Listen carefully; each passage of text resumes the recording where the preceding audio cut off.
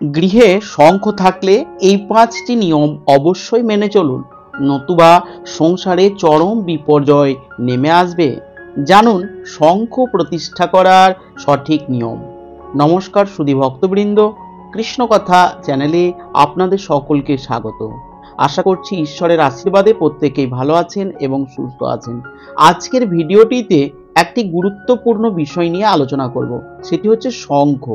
শঙ্খ প্রায় আমাদের প্রত্যেকের বাড়িতেই আছে, যেটিকে আমরা ঠাকুরের সিংহাসনে বা বাড়ির যে মন্দির আছে সেখানে রেখে থাকি এবং প্রতিদিন সকালে নিত্য পূজা এবং সন্ধ্যাবেলায় সন্ধ্যা দেওয়ার সময় আমরা শঙ্খধ্বনি বাজিয়ে থাকি। শঙ্খধ্বনি করা বাড়ির বাস্তুর জন্য অত্যন্ত ভালো। সনাতন ধর্মে শাঁখ বা শঙ্খের গুরুত্ব অপরিসীম। পুরাণ অনুযায়ী শঙ্খ শ্রী বিষ্ণুর হাতে থাকে, পাশাপাশি শাঁখে ফু দিলে যে তরঙ্গের সৃষ্টি হয় তা অশুভ শক্তিকে দূর করে বলে ধর্মীয় বিশ্বাস। শঙ্খ আমাদের প্রত্যেকের বাড়িতেই আছে, কিন্তু আমরা অনেকেই জানি না যে শঙ্খ বা শাঁখ বাড়িতে থাকলে কিছু নিয়ম বিধি অবশ্যই মেনে চলা উচিত, নতুবা সংসারে নানা প্রকার বিপর্যয় নেমে আসতে পারে। আজকের এই ভিডিওটিতে আমি আপনাদের সঙ্গে শেয়ার করব শঙ্খ বাড়িতে থাকলে কি কি নিয়মবিধি আপনারা অবশ্যই মেনে চলবেন এবং বাড়িতে নতুন শঙ্খ নিয়ে আসলে কিভাবে সেটিকে প্রতিষ্ঠা করবেন। তো চলুন ভিডিওটি শুরু করা যাক।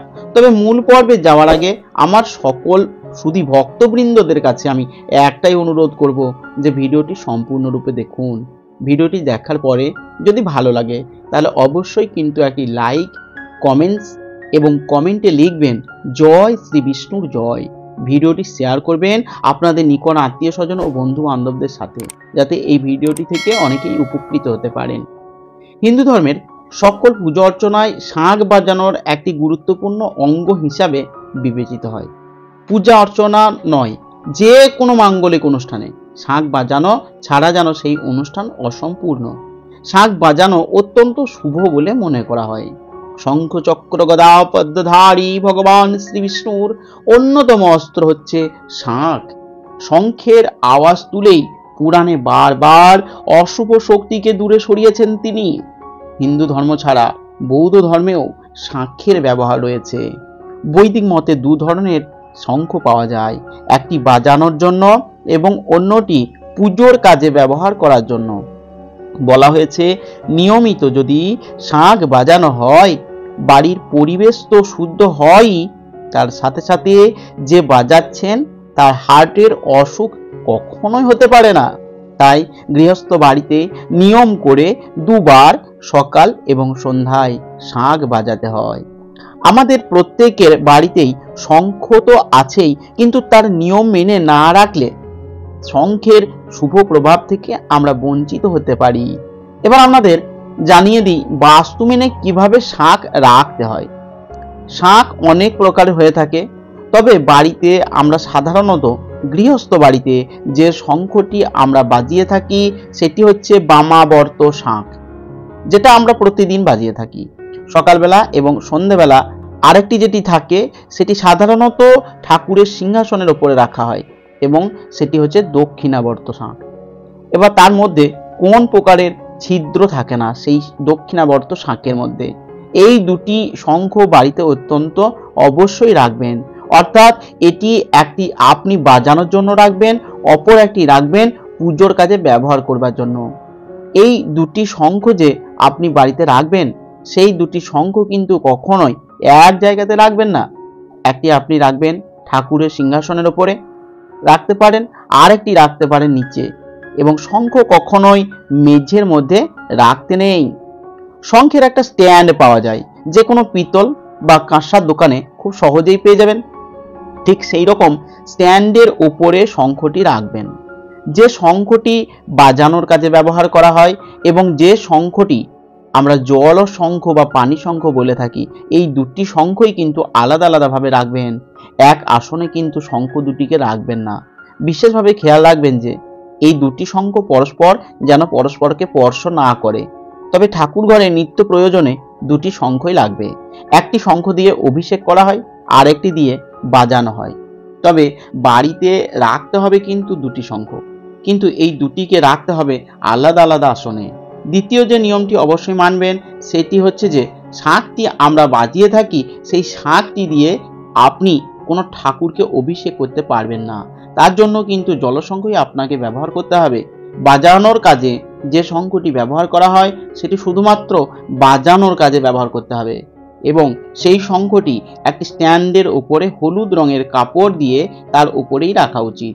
যেটি দিয়ে আপনি অভিষেক করতে পারবেন সেই শঙ্খটি সর্বদাই স্ট্যান্ডের উপরে রাখতে হবে, এবং তার উপরে একটি লাল রঙের শালু কাপড় রেখে তারপরে স্ট্যান্ডের উপরে রাখবেন সেটি। এই শঙ্খটিকে সর্বদাই উপরে স্থাপন করতে হবে, অর্থাৎ যেটি বাজানোর শঙ্খ সেটি আপনি জলশঙ্খের উপরে কখনোই রাখতে পারবেন না। জলশঙ্খের স্থানে সর্বদা উপরে হয়, এবং বাজানোর জন্য যে শঙ্খটি ব্যবহার করা হবে সেটি আপনাকে নিচেই স্থাপন করতে হবে। বাজার থেকে নিয়ে এসে শঙ্খ একেবারে ঠাকুরের সিংহাসনে রেখে দেবেন না, কারণ তার উপরে প্রচুর মানুষের হাত পড়েছে, তাই শঙ্খটিকে শুদ্ধ করে নিতে হবে। এখানে প্রথমে আমি শঙ্খটিকে গঙ্গা জল দিয়ে শুদ্ধ করে নিলাম। তারপরে সেই শঙ্খটিকে একটি স্ট্যান্ডের ওপরে রাখা অবস্থায় কাঁচা দুধ দিয়ে শুদ্ধ করে নেবেন। আপনারা যখনই শঙ্খ নিয়ে আসবেন তখন কিন্তু অবশ্যই শঙ্খটিকে শুদ্ধ করে নেবেন। প্রথমে গঙ্গা জল নিবেদন করবেন, শঙ্খটিকে গঙ্গা জল দিয়ে পরিষ্কার করে নেবেন। তারপর শঙ্খটিকে কাঁচা দুধ নিবেদন করবেন, শঙ্খের ভিতরে ভরে দেবেন সেই কাঁচা দুধটিকে। এরপর ভালো করে ধুয়ে নেবেন। তারপরে একটু টক দই দিয়ে শঙ্খটিকে ভালো করে হাত দিয়ে পরিষ্কার করে নেবেন। শঙ্খ কিন্তু একটি গুরুত্বপূর্ণ জিনিস, তাই শঙ্খটিকে ভালো করে পরিষ্কার করে নিয়ে শুদ্ধ করে নিয়ে তারপর ব্যবহার করবেন। তাই শুদ্ধ করবার জন্য এই জিনিসগুলি অত্যন্ত প্রয়োজনীয়। প্রথমে গঙ্গা জল, তারপর কাঁচা দুধ, তারপর দেবেন টক দই, এবং তারপর দেবেন সামান্য পরিমাণে ঘি, এবং তারপর দেবেন একটু মধু। এইভাবে দিয়ে শঙ্খটিকে পরিষ্কার করে নেবেন, অর্থাৎ শুদ্ধ করে নেবেন। তারপর দিবেন সামান্য পরিমাণে মিছরি। যখন আমরা কোনো গ্রহরত্ন পড়া শুরু করি তখন সেই গ্রহরত্নটিকে পঞ্চামৃত দিয়ে অভিষেক করে নিই, বা পঞ্চামৃত বানিয়ে তার মধ্যে কিছুক্ষণ সেই গ্রহরত্নটিকে ডুবিয়ে রেখে দিই। কেন বলুন তো? কারণ পঞ্চামৃত এমন একটি জিনিস যেটা যে কোনো জিনিসকে শুদ্ধ করতে পারে, পবিত্র করতে পারে। যখনই আমরা কোনো গ্রহরত্ন ধারণ করি বা যখনই আমরা কোনো নতুন শঙ্খ নিয়ে আসব তখনই সেটা আমরা বাড়ির ভালোর জন্যই নিয়ে আসি, বাড়িতে শুভ শক্তির সঞ্চারের জন্যই নিয়ে আসি। শঙ্খ ঠাকুর ঘরের একটি অত্যন্ত গুরুত্বপূর্ণ জিনিস, তাই সেই জিনিসটি বাজার থেকে এনে একেবারে ঠাকুরের সিংহাসনে স্থাপন করে দেবেন না, এটা হয়তো আমরা অনেকেই জানি না, তাই আমরা অনেকেই হয়তো রেখে দিই। তাই শঙ্খ স্থাপন করবার পূর্বে শঙ্খের অভিষেক অবশ্যই করে নিতে হবে। আপনি বাড়িতে যে শঙ্খ নিয়ে আসেন না কেন, দক্ষিণাবর্ত শঙ্খ হোক বা বামাবর্ত শঙ্খ হোক, যে শঙ্খই নিয়ে আসুন না কেন, সে শঙ্খটিকে অবশ্যই অভিষেক করিয়ে নেবেন। যদি আপনি না জানেন যে আপনার বাড়িতে যে শঙ্খটি আছে সেটি শুদ্ধ কিনা, তাহলে আপনি আজই সেটি করতে পারেন।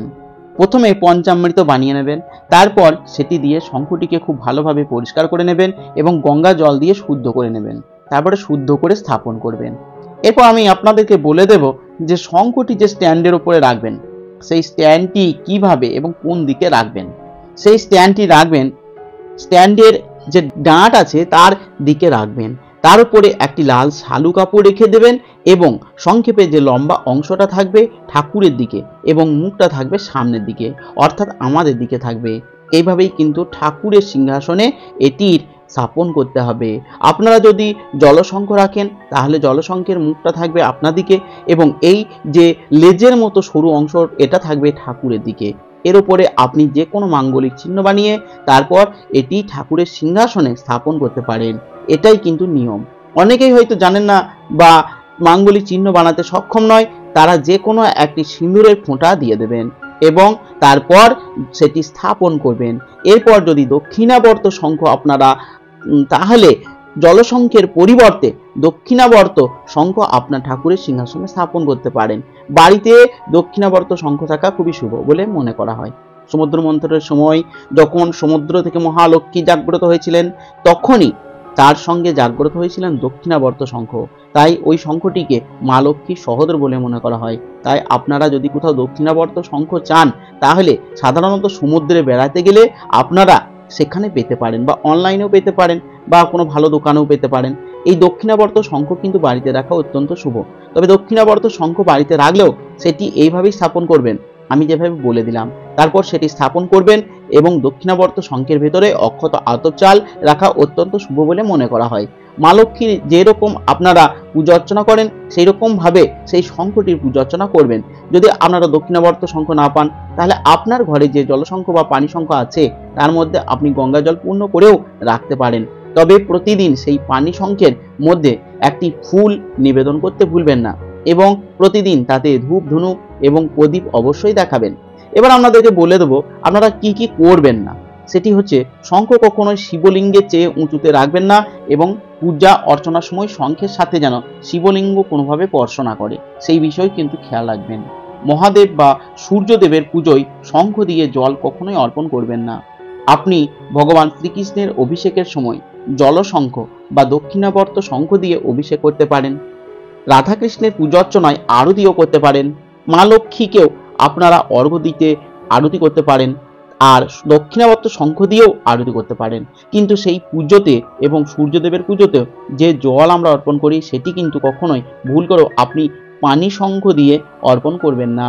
নিত্যদিনের পুজোয় বাজানোর জন্য যে শঙ্খটি আপনি ব্যবহার করবেন, সেই শঙ্খটি যেন আপনার নিজের হাতের তালু থেকে বড় মাপের শঙ্খ না হয়, সেটিও আপনি খেয়াল রাখবেন।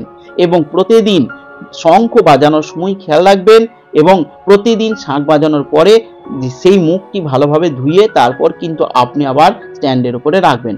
আজকের এই ভিডিওটি এখানেই শেষ হচ্ছে। আশা করছি আজকের ভিডিওটি আপনাদের ভালো লাগলো এবং একটু হলেও উপকারে লাগলো।